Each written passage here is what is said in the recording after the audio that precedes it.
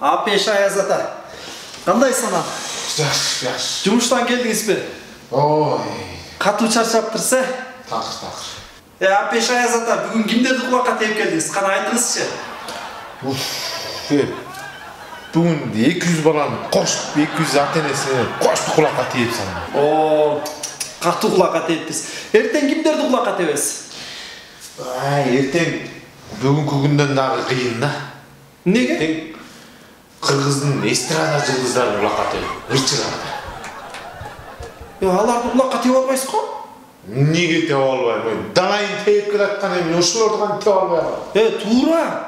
Сиз далай башкаларды кулакка тээп келатасыз. Бирок аларды кулакка тээп албайсыз. Неге? Ойлонсоңуз, Апеш Аяз ата.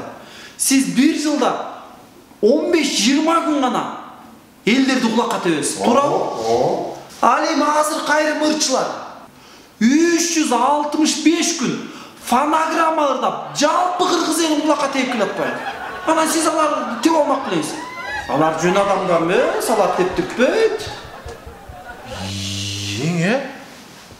Серьезно элечиле, СМС келди соткаңызга.